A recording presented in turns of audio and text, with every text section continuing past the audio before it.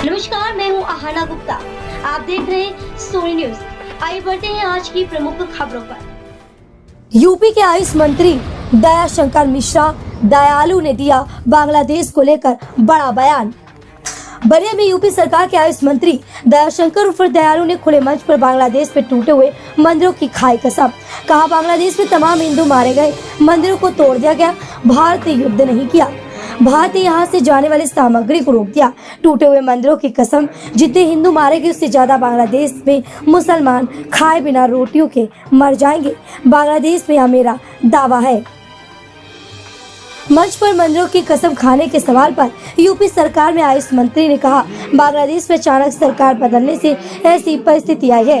बांग्लादेश आतंकवाद की तरफ बढ़ रहा है। बांग्लादेश ऐसा देश बनना चाहता है जहां कट्टरपंथियों का राज है।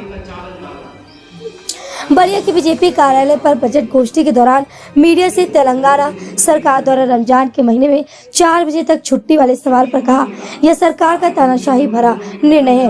पूरे देश के लोग आलोचना करेंगे। यह एक तरफा निर्णय, मनमानी का निर्णय है, यह अजीबोगरीब निर्णय है। इस निर्णय से प्रदेश के विकास प्रभावित होगा। आपने बांग्लादेश में राजधानी लखनऊ से सोनी न्यूज के लिए ये टूटे हुए मंदिरों की कसम है। देव प्रताप सिंह, लखनऊ। वहाँ भुखमरी पैदा कर दिया है, वहाँ चावल देना बंद कर दिया, उनको भुखमरी के कगार पे बांग्लादेश है। आप वहाँ उनकी कसम दिखा रहे हैं टूटे हुए मंदिरों को, और शेख हसीना को भारत में पनाह भी दे रहे हैं। शेख हसीना के राज समय ऐसा कोई वातावरण नहीं था।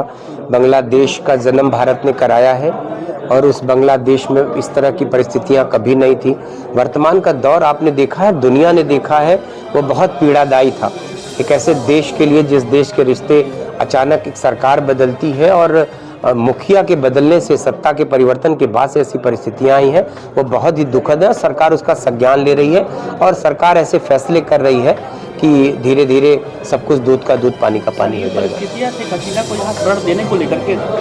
नहीं, कहीं नहीं ऐसा है। वो चूंकि उनको नफरत है, वो देश जो है वो आतंकवाद की तरफ बढ़ रहा, वो देश में जिस तरीके की भावनाएं प्रबल हो रही हैं, ये बांग्लादेश भी अब दुनिया के उन देशों में शामिल होना चाहता है या ऐसा देश बनना चाहता है जहां बहुत कट्टरपंथियों का राज है।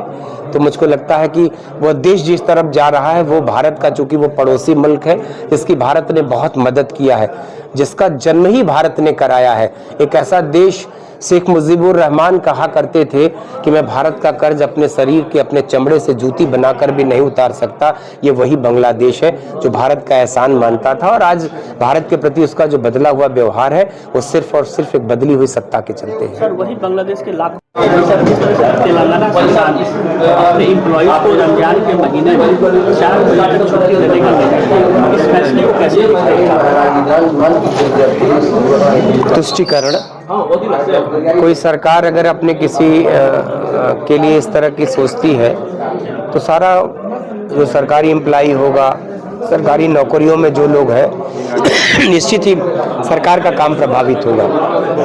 तो ऐसे में ये तानाशाही भरा निर्णय है। अगर इस तरह का निर्णय है तो मैं नहीं समझता कि इस निर्णय की देश में कहीं सारे लोग इसकी कहीं ना कहीं से आलोचना करेंगे।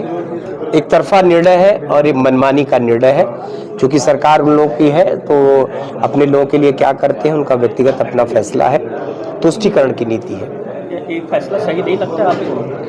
अगर रमजान का महीना है, पावन महीना है, और इसमें ऐसी छूट दी जानी चाहिए 2 घंटे। चलिए, तो मैंने कहा ना कि ये चीजें अब क्या सोच के सरकार ने निर्णय किया वो जाने, लेकिन अजीबोगरीब निर्णय है। उत्तर प्रदेश में ऐसा कोई लागू नहीं होगा।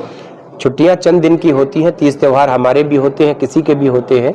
हर धर्म के लोगों को अपने त्योहार मनाने का अधिकार है और वो छुट्टियां सीमित होती हैं, और उसका इंसान, चूंकि कोई भी व्यक्ति ऐसा, उसके पास समय इतना नहीं होता, तो सरकार उतना ही छुट्टी देती है जितने से कि सरकार का काम भी चलता रहे, समाज भी चलता रहे और उस व्यक्ति का भी काम चलता रहे। विकास में बाधा आएगा?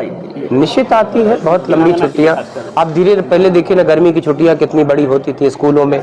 आज गर्मी की छुट्टियों का सत्र बदल गया तो अब बच्चों को बहुत कम समय मिलता है। विंटर वेकेशन होता था, लेकिन आज आपको लगता है कि वक्त की जितनी अधिक उपयोगिता है, वक्त का जितना सदुपयोग कर लिया जाए, तो फिर ये तो किसी राज्य की सरकार को के ऊपर निर्णय है कि वो क्या फैसला। नया क्लेवर, नया अंदाज। आप देख रहे हैं देश का number 1 digital news channel Soni news. पैनी नजर, तीखी सोच।